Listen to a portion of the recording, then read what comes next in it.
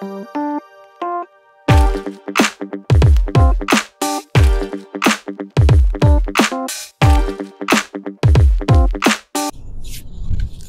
Morning সবাইকে। আজকে আমরা বেরিয়ে পড়েছি আমাদের আগ্রা টু বারাণসী রোড ট্রিপে। আমরা যখন বাড়ি থেকে বেরিয়েছি, মানে হোটেল থেকে বেরিয়েছি, তখন অ্যাপ্রক্সিমেটলি 5:30 বাজে। প্রচণ্ড অন্ধকার, ঘুটঘুটি অন্ধকার ছিল। তোমাদের রাস্তার কন্ডিশনটা দেখিয়েছি। আর হাইওয়েতে এরকমভাবে সপ্তম ড্রাইভ করছিল, প্রচণ্ড প্রচণ্ড থ্রিলিং আর অ্যাডভেঞ্চারাস লাগছিল। বাট তখন আমরা যখন বেরিয়েছি তখনের থেকে টেম্পারেচার এখন একটু ড্রপ করেছে আর প্রচণ্ড ফগ আশেপাশে।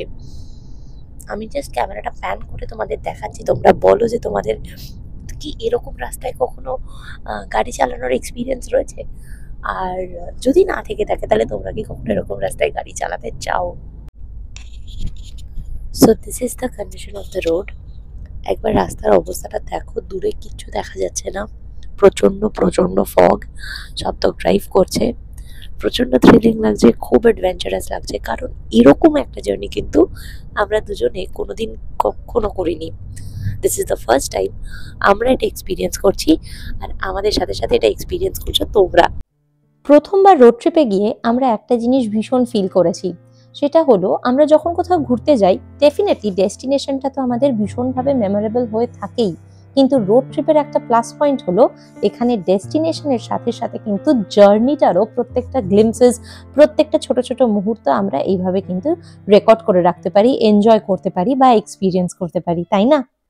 লখনৌ টু বারাণসী মোটামুটি 600-650 কিলোমিটারের ড্রাইভ একটা।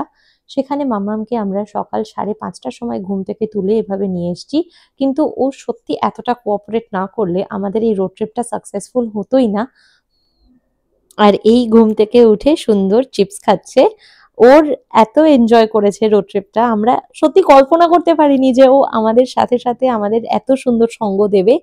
আর এই ট্রিপটা ওর জন্য নিশ্চয়ই আমরা চেয়েছিলাম ভীষণ মেমোরেবল হোক, তার ছোট্ট ছোট্ট কিছু মুহূর্ত তাই জন্য আমরা রেকর্ড করেছি। ও সুন্দর এটাকে, গাড়িটাকে নিজের ঘর বানিয়েছিল, ভীষণ অ্যাডজাস্ট করেছে, অ্যান্ড এর থেকে সত্যি আমরা আর কি বেশি চাইতে পারতাম। আমরা রাস্তায় খুঁজছিলামই একটা জায়গা যেখানে আমরা একটু খেতে পারি, মামাকে একটু ফ্রেশ করতে পারি। তো আমরা প্রয়াগরাজে মোটামুটি এই হোটেলটা দেখে আমাদের খুব পছন্দ হয়েছিল, বাট এই হোটেলটায় ঢুকে আমাদের এক্সপিরিয়েন্স যতটা ভালো ছিল, আমাদের ভালো লেগেছিল, আমাদের ওভারঅল এক্সপিরিয়েন্স ততটা ভালো নয়। কেন, সেটার জন্য এই পুরো ভিডিওটা তোমরা দেখতে থাকো। খিদে পাচ্ছে? প্রচন্ড খিদে পাচ্ছে, কিছু তো খাইনি সকাল থেকে। হ্যাঁ, অনেকক্ষণ খাওয়া হয়নি, অনেকক্ষণ গ্যাপ হয়ে গেছে, আমাদের খিদে পাচ্ছে এবার। চলো আমরা খাই, আলো সামলাতে পারছি না। আমাদের লাঞ্চ এসে গেছে। আমরা 2 প্লেট ফ্রাইড রাইস অর্ডার করেছি, একটা দিয়েছে আপাতত, আর একটা আসছে। তার সাথে আমি একটা তন্দুরি রুটি অর্ডার করেছি, আর এটা চিকেন লাবাবদার। তো সিম্পল, আর তার সাথে গ্রিন স্যালাড। তো খুব সিম্পল লাঞ্চ, বেশি কিছু হাবজি নয়। খাওয়ার পরে বিল পেমেন্টের সময় হয় ঝামেলা। চিকেন লাবাবদারের প্রাইস ওরা 350 রুপিস বাড়িয়ে চার্জ করে। ওদের যখন আমরা বলি যে এটা তো প্রিন্টেড প্রাইস নয়, ওরা তখন স্বীকার করছিল না, বাট যখন পয়েন্ট আউট করা হলো তখন ওরা অনেক গাঁইগুই করেও আমাদের 350 রুপিস ইন ক্যাশ ফেরত দেয়। আমাদের সাথে একটা ছোট্ট বাচ্চা থাকায় খানিকটা ভয় পেয়েই আমরা কোনো ভিডিও বিলের বা মেনু কার্ডের করতে পারিনি। কিন্তু যদি তোমরা ইউপিতে ট্রাভেল করো, be a little vigilant, a little careful, কারণ এই ধরনের কিন্তু স্ক্যাম যাতে তোমাদের সাথে না হয়, তোমরা খুব সাবধান থেকো। আর চোখ কান খোলা রেখে কিন্তু যখন ট্রাভেল করবে তোমরা ঠিকঠাক সাবধানে ট্রাভেল করো।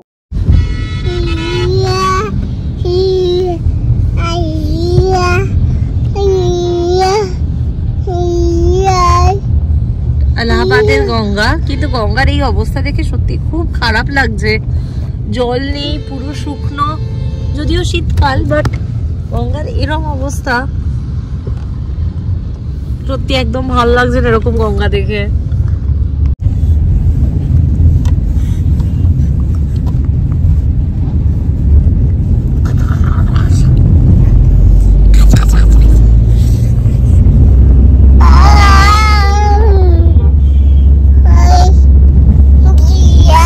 বলে দাও তো তোমার কেমন লাগছে, কেমন লাগছে ঘুরে, কেমন লাগছে ঘুরে, কেমন লাগছে?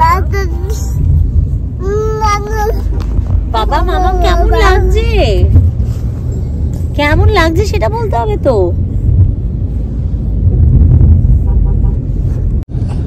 এখানে মনে হয় কুম্ভ মেলা হচ্ছে এখন, কারণ চারিদিকে কুম্ভ মেলার পোস্টার্স এবং এত বড় এক্সটেন্ডেড যে টেন্ট গুলো করা রয়েছে। সামনে টুকটাক আমরা কুম্ভ মেলার গেটসও দেখতে পেয়েছি, কিন্তু ঠিক শিওর নই, বাট দেখে তো অ্যাপারেন্টলি মনে হচ্ছে যে কুম্ভ মেলা হচ্ছে এখন। আমরা যা বুঝছি মোটামুটি Kolkata to Varanasi to Agra to Lucknow সিটিতে ঢুকলে সব জায়গায় ট্রাফিক সাংঘাতিক। আমাকে অনেকেই এই ভিডিওগুলো দেখে জিজ্ঞেস করছে এত ছোট বাচ্চাকে নিয়ে এত কনফিডেন্টলি তোমরা এই ট্রিপটা প্ল্যান করলে কি করে। আমি তাদেরকে একটাই কথা বলবো, আমরা আমাদের বাচ্চাকে ঠিক যেরকম পরিস্থিতিতে ফেলবো ওদের অ্যাডজাস্ট করার ক্ষমতা কিন্তু আমাদের থেকে অনেক বেশি। ওরা কিন্তু সেইভাবেই অ্যাডজাস্ট করে, তাই না?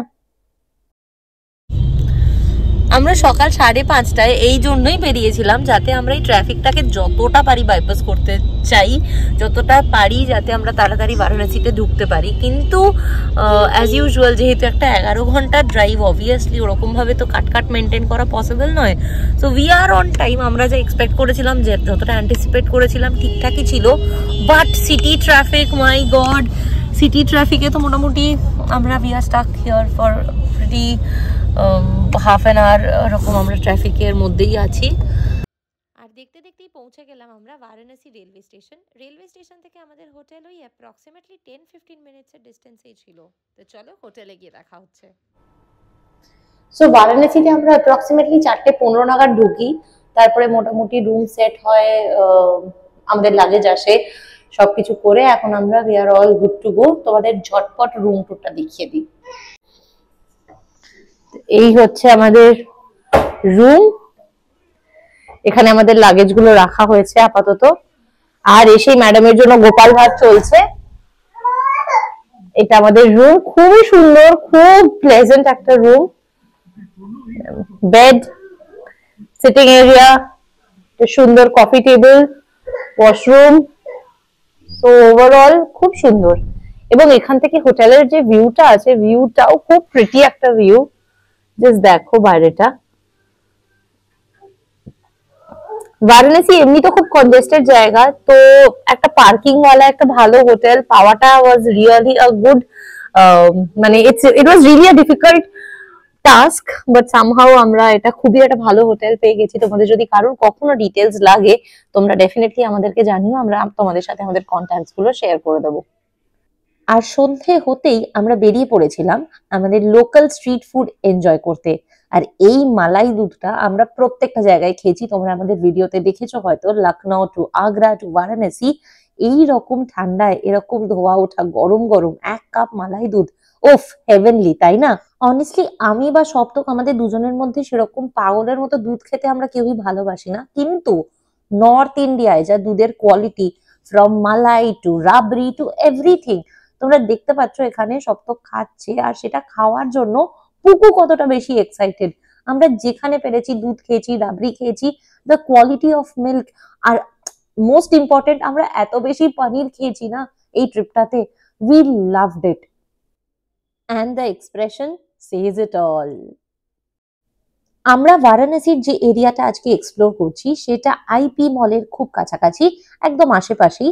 এটা একটা প্রপার সিটি এরিয়া। এখানে প্রচুর স্ট্রিট ফুডের দোকান দুধারে, ফুচকা থেকে শুরু করে স্ট্রিট ফুড, মিষ্টির দোকান, এটিএম, তোমরা সবকিছু পেয়ে যাবে। আমাদের হোটেল থেকে এটা টোটো করে অ্যাপ্রক্সিমেটলি 10-12 মিনিটের ডিস্টেন্স।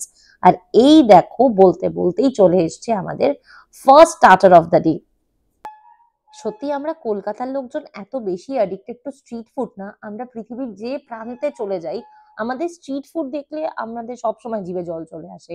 অ্যান্ড অনেস্টলি বলছি, নিজেকে রেজিস্ট করতে আমরা পারি না। অ্যান্ড ও মাই গড, এটার কি কোনো ইন্ট্রোডাকশন আর লাগে? সত্যি কি বলে দিতে হবে বাঙালিদের এগ রোল বা চিকেন রোল কতটা প্রিয়। আর মোটামুটি খাওয়া দাওয়া করে আমাদের তো পেট ভরে গেছে। এবার বাড়ি গিয়ে হোটেলে গিয়ে পুকুকে ফ্রেশ করিয়ে ওকে খাইয়েই টাইম টু বেড। দেখা হচ্ছে পরের দিনের একটা ব্র্যান্ড নিউ ব্লগে। আর আজকের এই ভিডিওটা এন্ড করব পুকুর কথোপকথন দিয়ে, তো তাই জন্য ভিডিওটা পুরোটা তোমরা দেখে নিও।